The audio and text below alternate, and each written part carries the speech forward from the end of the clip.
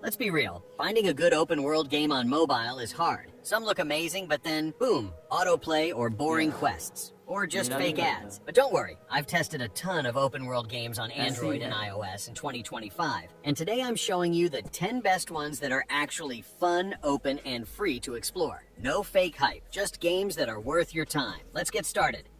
Number 10.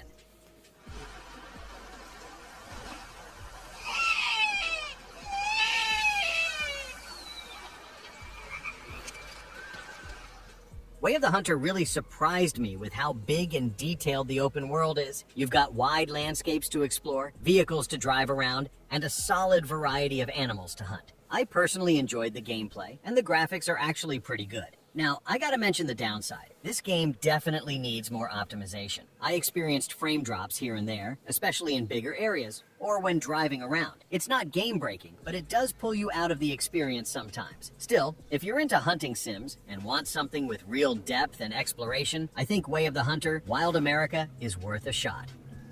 Number 9.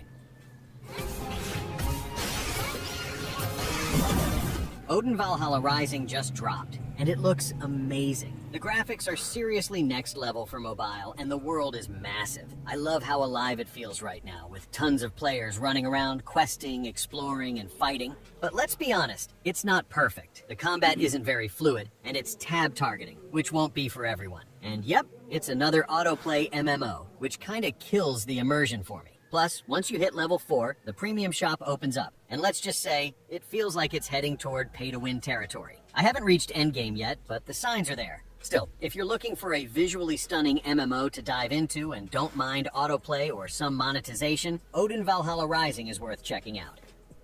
Number 8.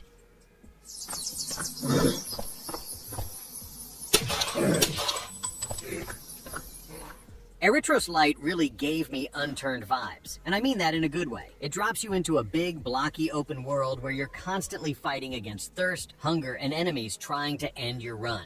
I actually like the graphics. It's got that clean, blocky survival look that works. But let me tell you, this game is brutal. If you don't find a weapon early on, surviving becomes almost impossible. I'm not kidding, it gets real tough. So if you're into survival games that actually challenge you and don't hold your hand, Eritros Light is definitely one to try. Number 7.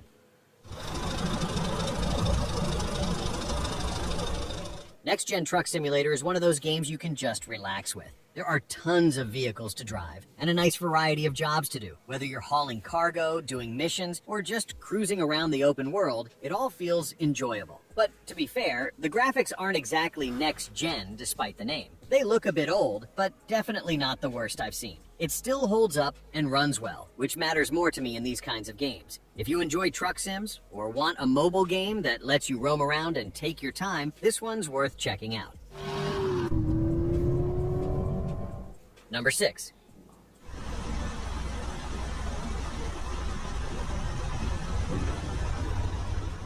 InOcean is Home Island Life Sim. You start off with this broken old truck, and your first goal is to fix it and get back on the road. From there, you start taking on cargo jobs, earn money, and slowly build your life. Better house, better vehicles, more freedom. I really like the graphics and the open world. The island feels alive, and it's fun just driving around and exploring between jobs. That said, the early game can feel a bit grindy. Getting started takes some patience, especially before you upgrade your truck or unlock more features. But if you're into slow-paced sims where you build your life step by step, this one is pretty rewarding. Number 5.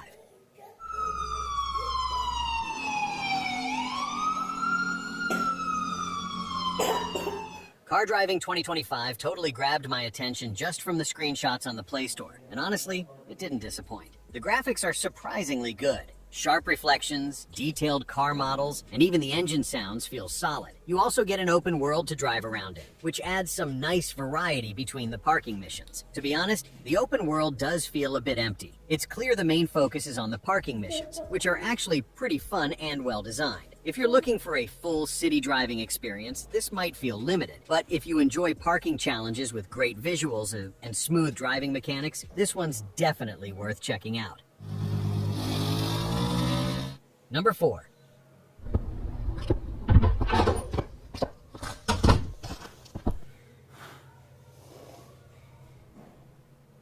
Cars LP blew me away for a game under 200 megabyte. Like, how does it pack this much into such a small size? You get a huge open world to explore, tons of different cars to drive, and even customization options to tweak your ride. I'm genuinely impressed. The game doesn't try to be hyper-realistic. It leans into that blocky style, but it actually looks good and runs super smooth, even on low-end phones. It's clean, fast, and doesn't take up a ton of space, which is a rare combo on mobile these days. If you're looking for a lightweight car game with tons of content and a chill open-world vibe, Cars LP is 100% worth a try. Number 3.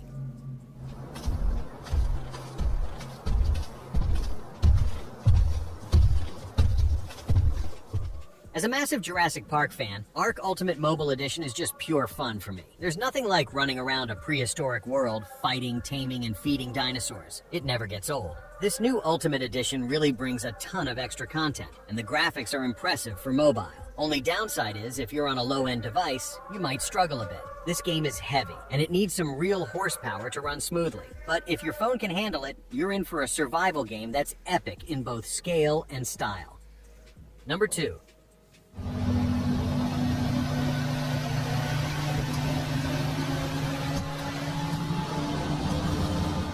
Mad Out 2 is hands down one of the best looking open world games on mobile.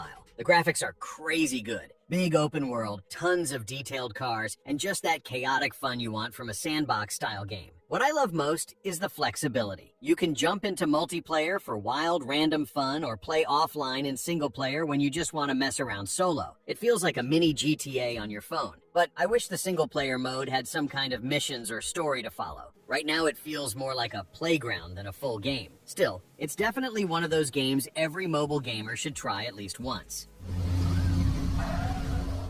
Number 1.